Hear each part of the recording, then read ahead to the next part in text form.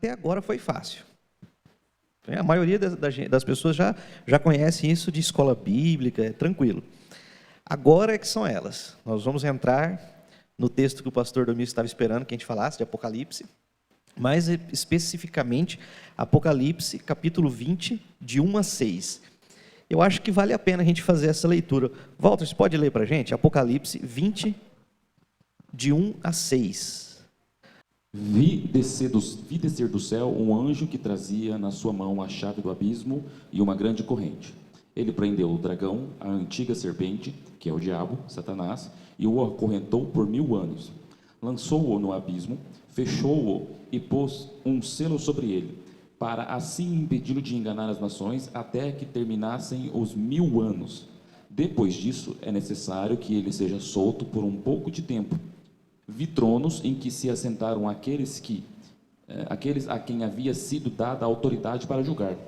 Vi as almas dos que foram decapitados por causa do testemunho de Jesus e da palavra de Deus.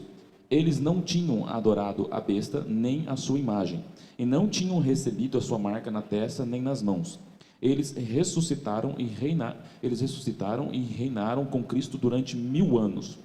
O restante dos mortos não voltou a viver até que se completasse os 1000 anos. Esta é a primeira ressurreição. Felizes e santos os que participam da primeira ressurreição.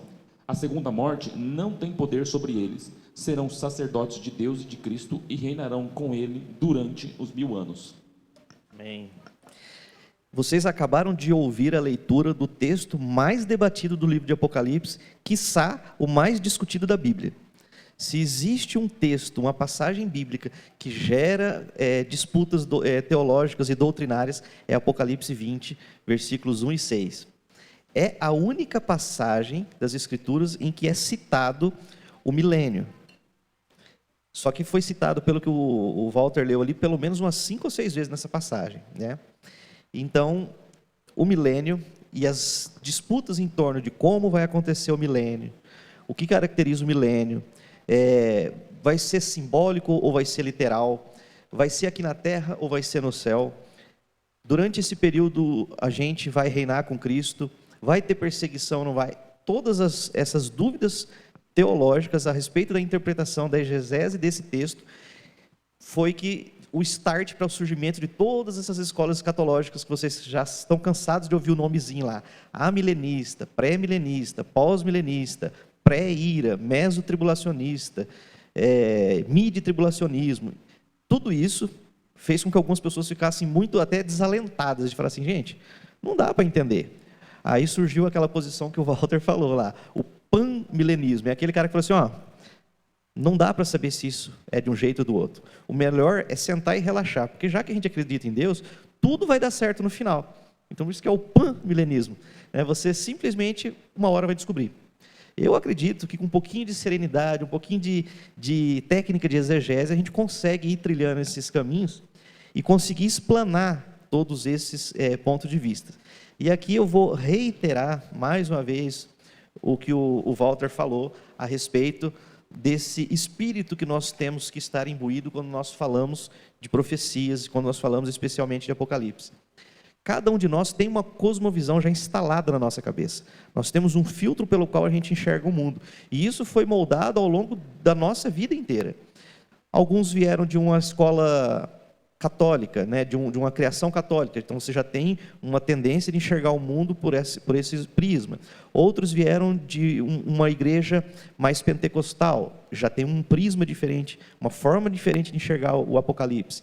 Outros vieram de uma igreja tradicionalzona, uma presbiteriana, uma batista, já é uma forma totalmente diferente de encarar isso. Então, eu quero fazer aqui o seguinte apelo para vocês. Não levem em consideração o posicionamento das outras pessoas para determinar se a pessoa é mais santa ou menos santa, porque vai ter gente errada em todas essas escolas escatológicas e muito provavelmente todas elas estarão erradas. Em algum ponto elas vão errar. Porque por mais que você tente fazer uma exegese espetacular, os críticos daquela escola escatológica vão criticar você e vão dizer que você está errado. E muito provavelmente algum deles vai estar certo.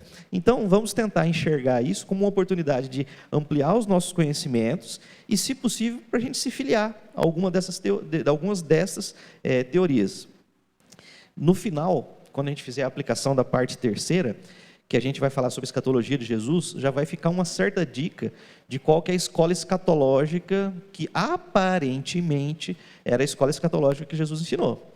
Quem leu lá, mais ou menos viu uma ordem cronológica de como vai acontecer esses fatos, né? Então já vai ter uma boa ideia do que vem primeiro, é a volta, é a ressurreição, é o milênio, é a tribulação, mas em suma, é isso. Então vamos, até agora, tem alguma dúvida? Alguém gostaria de manifestar qual é a escola escatológica que atualmente você acredita ser a que você acredita que é a correta? A Fabi, acho que tem uma... Eu estou vendo aqui que a segunda vinda de Jesus, só que quando eu estudava Apocalipse, eu entendi assim que a segunda vinda, tipo assim, ele vinha, arrebatava, aí, vamos dizer assim, aqueles que só acreditavam, sai o Espírito Santo e agora você tem que acreditar sem o Espírito Santo estar aqui.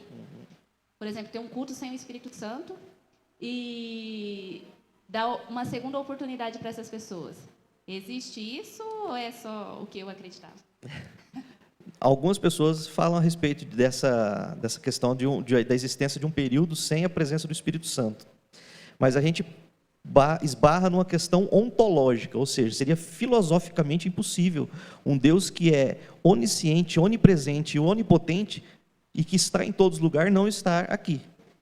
Dizer que o Espírito Santo se retirou, né, durante um período, né, existe alguns teólogos mais antigos que defendiam essa visão. Mas conforme a gente for colocando aqui as escolas, você vai ver mais ou menos que algumas dessas escolas defendem uma igreja passando pela tribulação.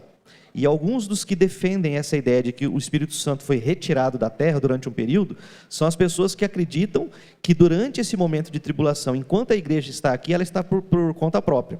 Mas a gente sabe que isso não é verdade. Mais para frente a gente vai chegar nesse ponto e a gente vai ver que vai ter atuação do Espírito Santo sim durante esse período. Tanto é que, só para já dar um spoiler, vai chegar uma hora que a gente vai ler um trecho aqui que fala que esse período ele foi abreviado justamente pela presença dos santos aqui ainda. Então isso é uma participação de Deus e uma atuação do Espírito Santo. É que não tem como colocar a sua pergunta solta. Você tem que ter uma escola escatológica e dizer se essa pergunta sua encaixa nessa escola escatológica. Porque vai depender, senão eu tenho que te dar 4 respostas diferentes. Então vai ser mais fácil, dentro da escola escatológica, dizer se isso vai acontecer ou não, né? Então... Deus. Oi.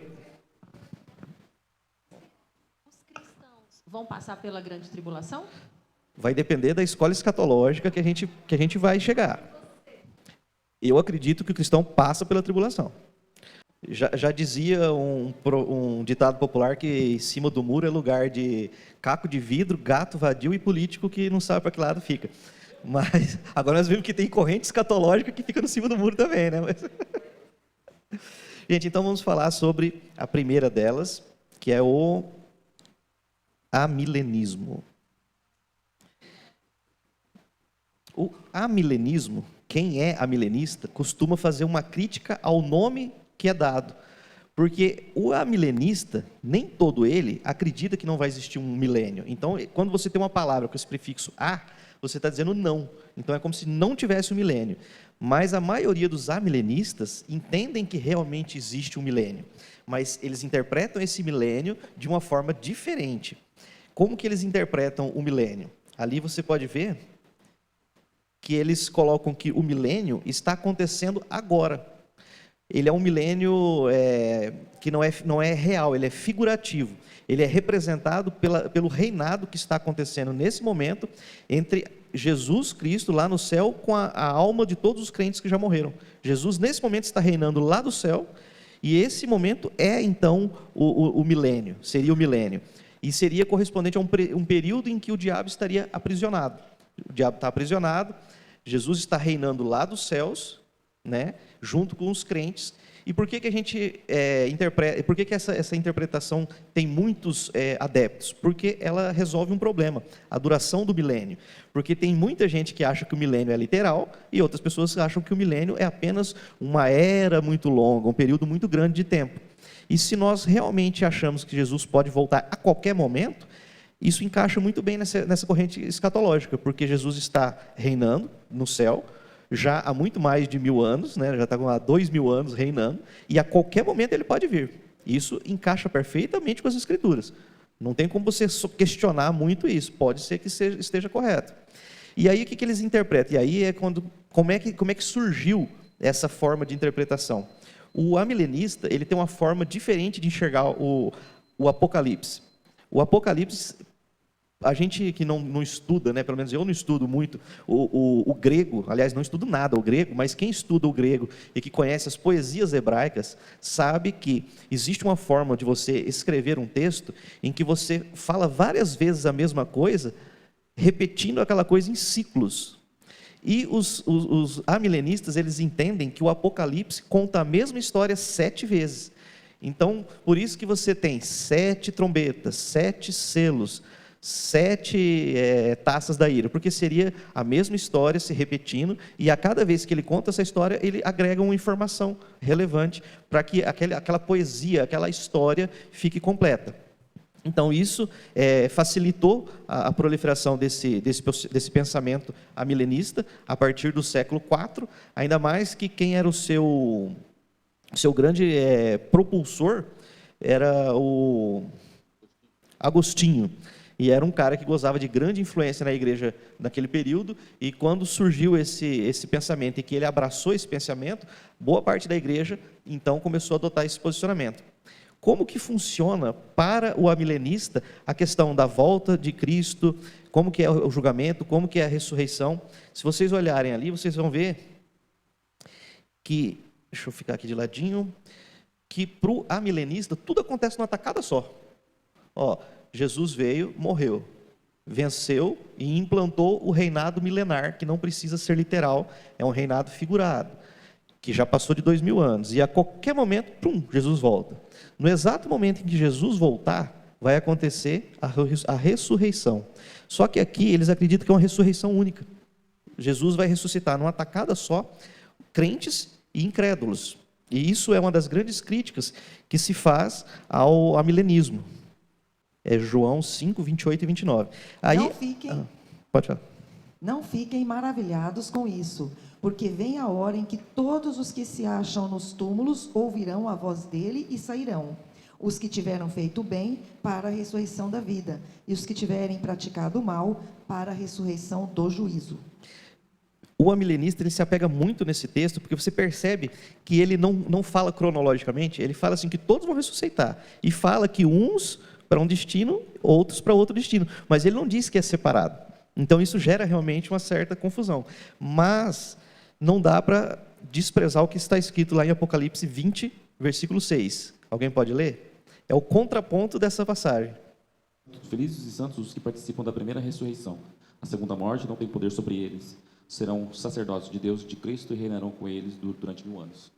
Ou seja, você já tem uma ideia diferente, de ter 2 ressurreições diferentes. A primeira dos salvos, dos crentes, e uma segunda ressurreição dos incrédulos.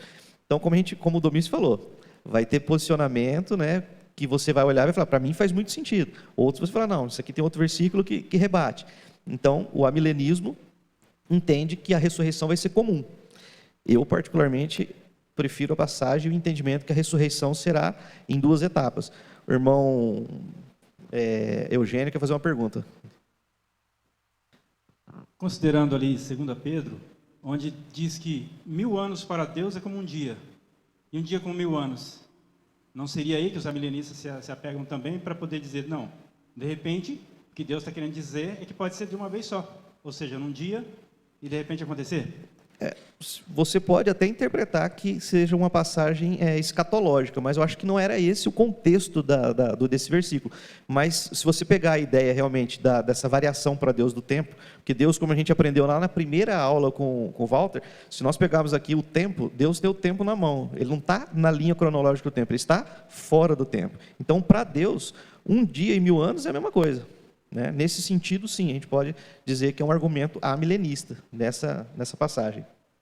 Da mesma forma, então, conforme vão ressuscitar todas as pessoas da mesma forma, então logo em seguida vem o julgamento, e do julgamento a gente não tem um reino milenar, porque esse reino milenar aconteceu já ao longo da história, foi um reino figurativo, não foi real, e nós já vamos entrar direto então no chamado estado eterno. Eles dizem assim, a gente está vivendo a era da igreja, que é um milênio realizado, e depois a gente já entra diretamente no reino eterno. Você percebe que aqui não tem espaço para milênio, literal, e nem tribulação. E aí acontecem, já no estado eterno, é inaugurado novos céus e nova terra. Alguém tem alguma dúvida sobre amilenismo? Perguntas não muito difíceis? Então, eu já tive a oportunidade de estudar justamente essa teoria. E o meu professor, na época, ele dizia o seguinte, que o Apocalipse era uma linguagem poética. E como a igreja estava sendo perseguida naquela época, eles escreveram dessa maneira para poder ter a liberdade de entregar essas cartas para as igrejas. Então, eu fiquei bastante tempo pensando, concordando com isso, né? Que realmente Jesus já está reinando, porque uma coisa sempre que ele argumentava, esse meu professor, é que quando Jesus fala, né, a passagem que o Eugênio acabou de falar, e que Jesus também falou, né, que quando a Bíblia está em vermelho é porque foi a palavra de Jesus. E aí João estava em Apocalipse com uma linguagem poética, explicando as coisas que estavam para acontecer e que estavam acontecendo, porque como a igreja estava sendo perseguida, eles estavam morrendo. Então, nessa teoria, a gente acreditava que até o capítulo 20 terminar, já aconteceu tudo na época. E aí, o que a gente estava esperando? A volta de Jesus. Um evento único. Exatamente isso aí. Por isso que eles chamam esse período de escatologia, milenismo realizado. Sim. E não amilenismo. 1000 anos seria assim, simbólico. Uma poesia. Exato. Eu acreditava exatamente dessa forma, até algum tempo atrás. Eu interpretava. Essa é a visão histórica da maioria dos presbiterianos e boa parte dos batistas. E eu acho assim, confortável também, né? Porque dá medo na gente pensar, meu Deus, 1000 anos de sofrer. Não, mas o 1000 anos vai ser bom.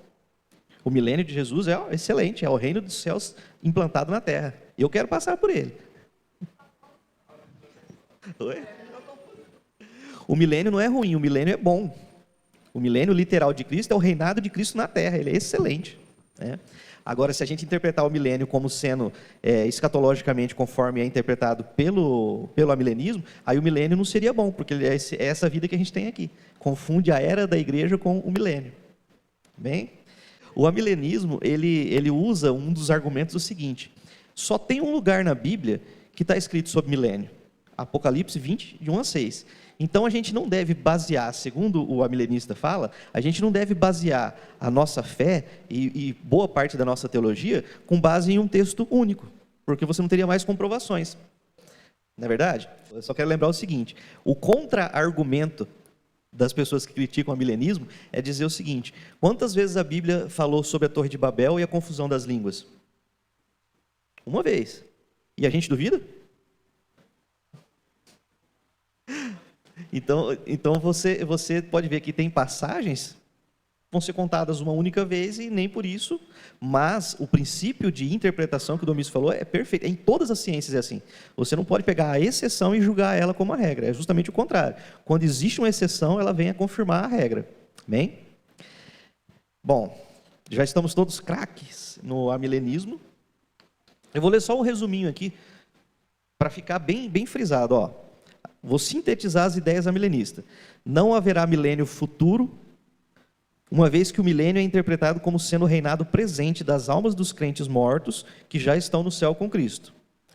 Todos os acontecimentos que ainda vêm antes do estado eterno acontecem todos de uma vez. Cristo voltará, haverá uma única ressurreição, ocorrerá então o julgamento final e serão estabelecidos um novo céu e uma nova terra. E entrar-se-á imediatamente no estado de eternidade, sem a necessidade de nenhum milênio. Essa é a posição amilenista. Amém?